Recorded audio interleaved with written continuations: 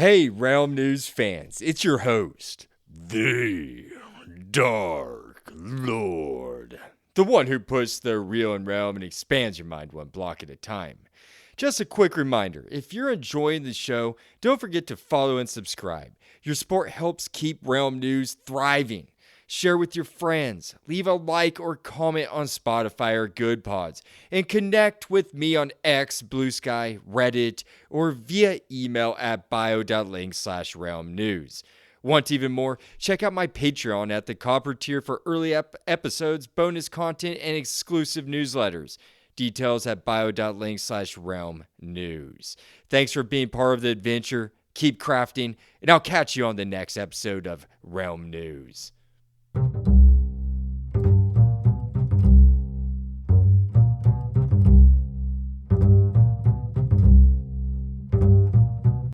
Hello, my friends, and welcome back to a brand new Realm News Flash. I am your host, the Dark Lord, the one who puts the real in Realm and expands your mind one block at a time. I have a couple pieces of news to tell you today. Yes, it's going to be kind of a shorter episode. There's a lot of things I could have reported on, but simply, folks, I just didn't have much time this weekend. I produced 4 episodes yesterday, and I stayed up till about midnight talking with Mint Refresh and Neon Gaming after I delivered a live episode that will be releasing in March over the double. It's called The Tale of Two Bundles. It's a 2-poll episode where I cross-compared a bundle from 2024 to a poll I made with a 2025 December poll of the bundle, and I wanted to see how they reflected each other. Anyways, that was fun. It was over 2 hours of of me doing that episode, and then afterwards us discussing a whole litany of different subjects in Minecraft that didn't have anything to do with the bundle. Anyways, so to this Realm News Flash, I'm sorry, it's a little parsed. It's not too long, but heck, these flashes, the name is Flash. I kind of went crazy the past year making these like 30 minutes, some of these like 45 minutes long, when I originally wanted to make these like 5 to 10 minutes. So it might be a little bit closer to that today. Who knows? If I shut up and move on, it might be. Well, the news I have today is there's a leak that was made over the Minecraft 2014 Legacy Edition source code, which is a big deal. So that's going to be the news portion. And then we're going to go into the second half of the Realm News Flash, where I will deliver a sneak peek preview into this Thursday's episode with Nexx. So when you're ready, let's start the show.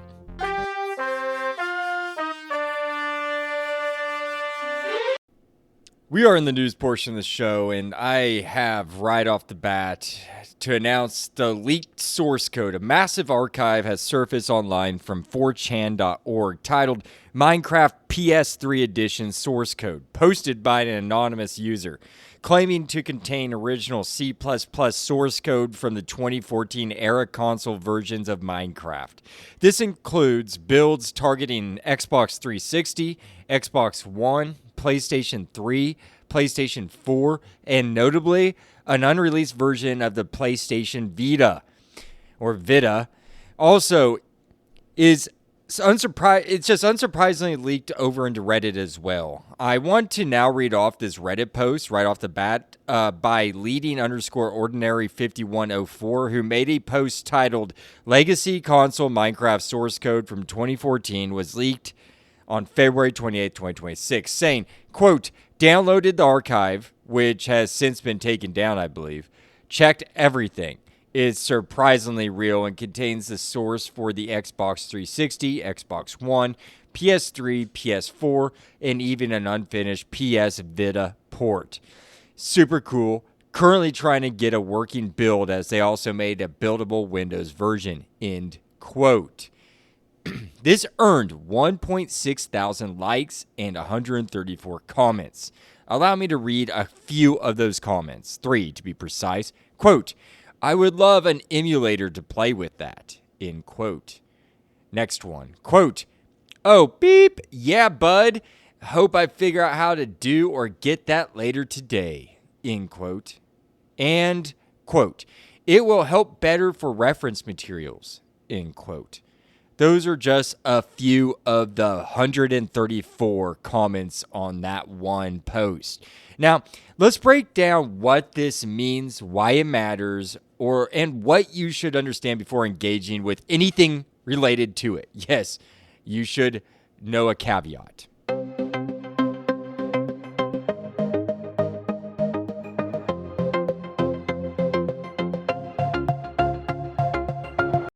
Before moving on, it's crucial to emphasize that this archive appears to contain proprietary source code owned by Mojang Studios and its development partners. Here's some key points to consider. Downloading this may violate copyright law. Compiling or redistributing it is almost certainly unauthorized. Using assets or code from it in projects could create legal risk.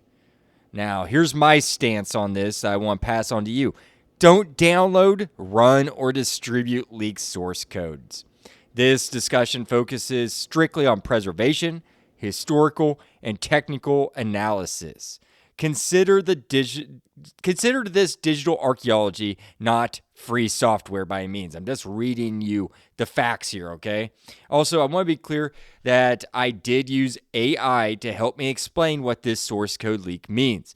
I am not that technical of a person, and I wanted to understand what the snippet of code I found actually represented. So I fed that into ChatGPT and allowed it to analyze that snippet of code and to tell me exactly what I was looking at. It was actually quite fascinating, and I found that AI is a useful tool for explaining code to someone like me.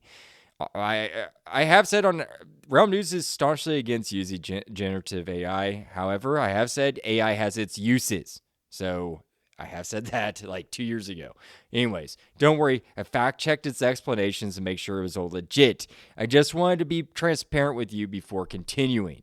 Now, moving on. What was it that exactly leaked? The files appeared to originate from the Legacy Console Edition, the pre-Bedrock console versions developed mainly by 4J Studios in collaboration with Mojang. These versions were not Java Minecraft ports, but rather a separate C++ implementation crafted specifically for consoles. What does that mean? Well, this equals out to be different engine architecture, custom rendering pipeline, console-optimized memory systems, platform-specific user interface, and networking code. Interestingly, within this shared code base are references to a platform that never officially received the game, which is the PlayStation Vita. I want to say Vita, whatever. PlayStation Vita. That's what I'm going to call it from now on. Let's find out what we know about the PlayStation Vita and Minecraft real quick, and what they were going to do with that. For years, rumors hinted at the existence of a Vita edition of Minecraft.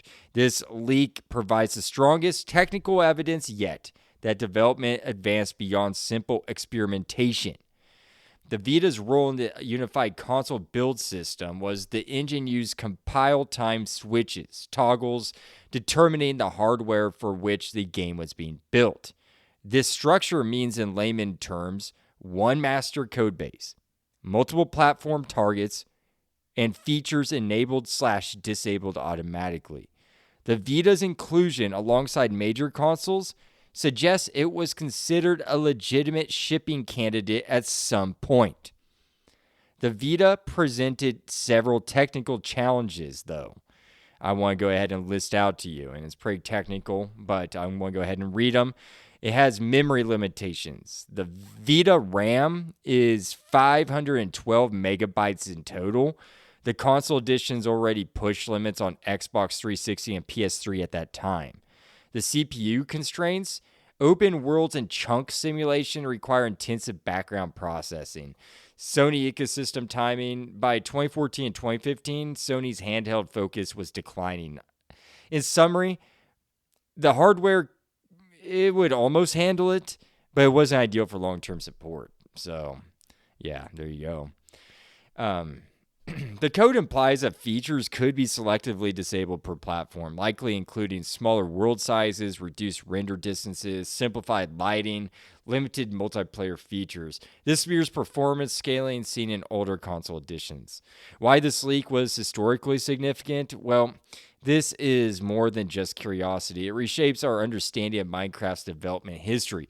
Proof that console editions were their own engine, while modern players think primarily of Minecraft Bedrock Edition. Prior to its unification, Minecraft existed in parallel forms, which were Java Edition with PC, Pocket Edition mobile, Legacy Console Edition, which is the C++ console engine I just mentioned. This leak showcases the sophistication of the console engine. So it's crazy how there was like 3 different engines going at once: Java, Pocket, and Legacy. Man, that must have been maddening for the developers. Anyways, for preservationists and archivists who are interested in Minecraft's coding history, this source code reveals a few things, such as world generation mechanics, the menu and user interface logic, networking systems, and optimization techniques for older hardware. Even without legal access, researchers and archivists such as myself, even Minecraft historians, now have a better understanding of these versions' inner workings. The Vita discovery highlights an important what-if in gaming history.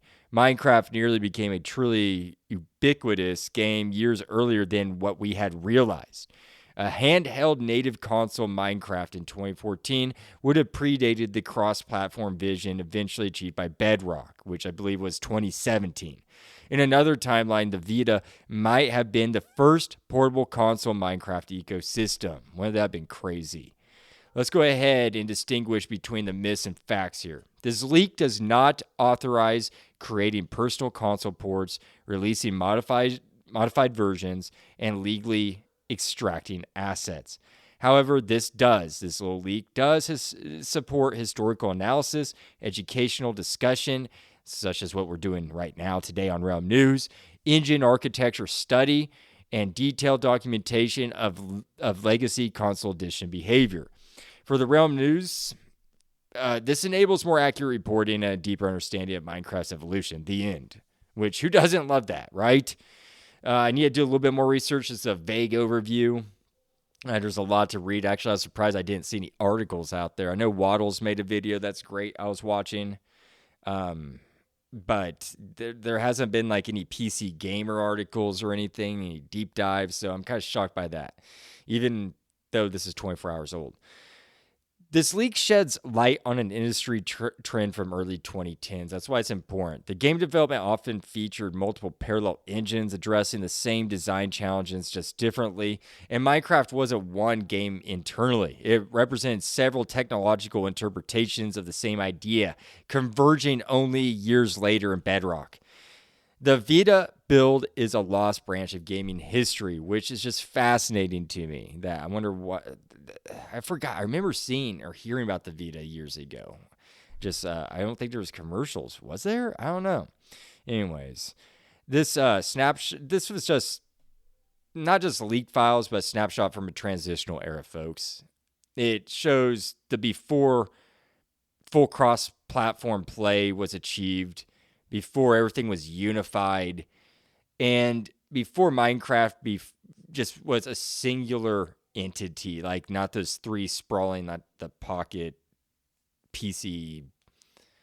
We still do have Java, Bedrock, and I guess, that's pretty much it. They need to simplify that further, but I think they're working on that.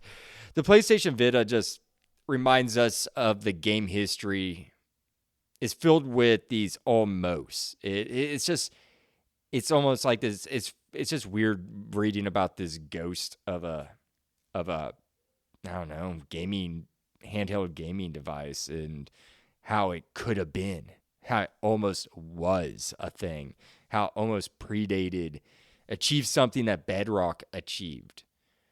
Yeah. I want to read this real quick I got from Minecraft Wiki. The Pocket Edition actually predates the console versions, and I mentioned that, but it was released in 2011 and introduced Minecraft's first C++ code base. while the console editions developed later as a separate engine built specifically for Xbox and PlayStation hardware. So, for several years, Minecraft wasn't one game internally, it was multiple technical lineages evolving at the same time. Just wanted to reiterate and throw in that the Pocket Edition predated the console versions in 2011. So it's super old. So now that we know a little bit of the source code leak, I would like to now move on to the next section of the show, which is where we will be hearing a preview to this Thursday's show or episode with Nexx and I, where we discuss the 2026 spring drop, which is not titled yet, but I just call it the baby mob drop for now. Anyways, let's go check out that clip.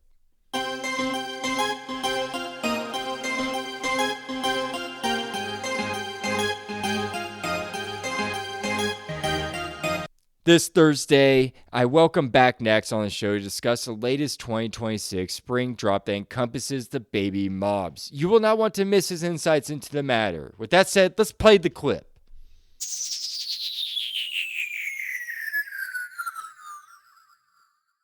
Like I just asked, there's no name for this yet, right? So No, what do we not call yet. it? I was gonna come up with something funny with babies in it, but I don't know. You don't All I know? know, all I know is I remember the meme of Jeb saying the snow was snowier than before, and I said this earlier. I said that the babies were babier than before. The babies are babier than before. Nice. So which one's your favorite? Oof. I think the chick is pretty good. Between the chick and the baby turtle, I'm not gonna You lie. went with their favorite one? Yeah, I mean the chick. Yeah, actually, I forgot about that. They have been milking that one. Think Let's say it's turtle. Let's say turtle. the turtle. You switched it up just because I think it's been in literally almost ever since they showed us the chick. I think it's been in every ad that they've put out. Like Yeah. literally. Oh, it's insane. Even today when it was saying, "Okay, goodbye. Or yeah, I'm gonna head out or whatever it I'm was. going to head out." I was like, "Okay, bye. Don't come back." Dude, I don't know. It was irritating a little. What were you expecting out of the okay. What are your sentiments towards this drop before I like bias it? Well, I didn't expect all the babies to get touched. I'm not gonna lie. I definitely thought hostile mobs would be left out, so that was a little surprising. And then Was that a I happy still feel like, surprise? I mean, it turned out okay. I think the big ones are kind of like oddly like wide, but it's nice, that they managed to get through all of them. I don't know what else I didn't think that would get touched, but I kind of felt like they wouldn't get through all of them, but they did. So that's surprising. But other than that, I mean, there's not a whole lot of new features. I mean, the golden dandelion, that feature's kind of cool, but it is more or less just that. Um, Yeah, I wanted to ask you about that. Like, the golden dandelion. What is your impression on that? Like, a lot of people are like, "Oh, this is like a game changer. This is what saved the drop." And I was like, "How'd this save the drop?" It just it's cool. I don't think it's enough to have save the drop, but I mean, it is cool because last year when the Happy Gas and Gasling were announced, I kind of was like, oh, I wish there was a way to keep the Gasling in that stage. So now there is, and all you babies saying as that. well. But yeah, I think it's still just a bit underwhelming. I think it'll be cool because I plan on making like a little farm, and I'll have like a couple of chicks that are de-babified or they're age locked. Yeah, age locked. Age lock. That I'll have just so I have a couple of chicks running around.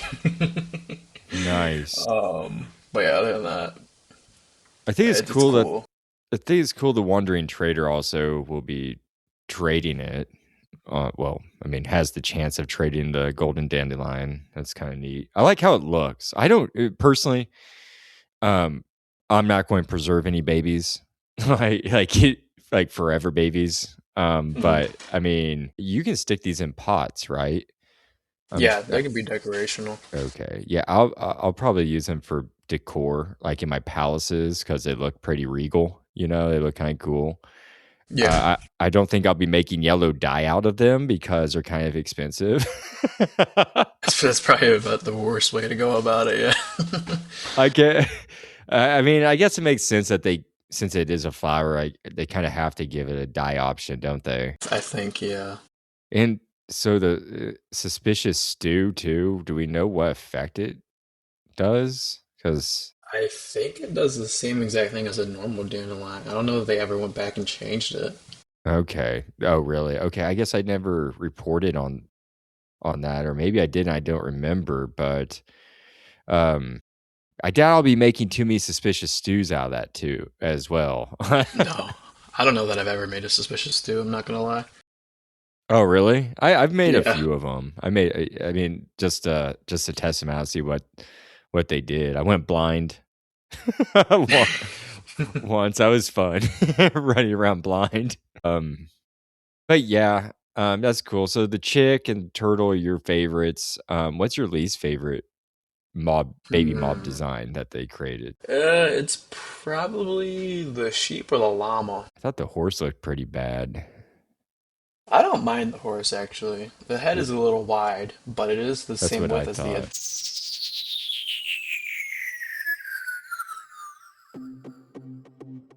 Yeah, I thought the horse looked pretty bad. But, you know, it's just my personal opinion on the matter. I was a big fan of the baby drop at all. But you will want to listen to this Thursday's episode because it's great to get Nexx's insights on the matter. And of course, we speculate what's going to happen this summer drop that's coming up. And we discuss the Minecraft Live, which I should mention. Realm News Roundtable is coming up on, I believe, let me see here, March 7th, 10 a.m. Central Standard Time. So tune in, follow me on X, Blue Sky, so that way you can get the link to that and listen in to Nexx, Michael TBH, Mint Refresh, and myself. Jack will not make it this time, unfortunately. He says he wants me to say to everybody that he wishes he could be there, but he has prior engagements already. So next time, I told him next time. He's part of the Realm News family, so he's welcome on the show anytime. And we will be getting an episode with Jack and I, just the two of us, sometime soon. With that said, folks, that's all I have today for this Realm News Flash. I wish you all a great rest of your day and happy crafting. I'll see you this upcoming Thursday at Realm News. The Dark Lord. Signing out.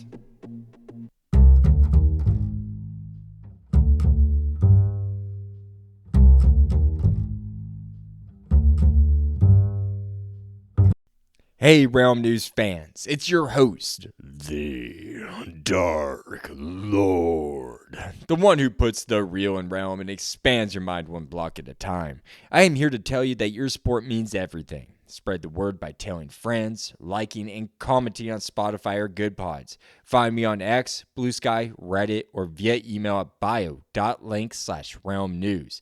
For more content, join my Patreon at the Copper tier for early episodes, bonus content, and newsletters. Find out more at bio.link/realm news. No pressure though. Just keep listening, liking, and sharing. That's more than enough. Happy crafting, and see you at the next Realm News.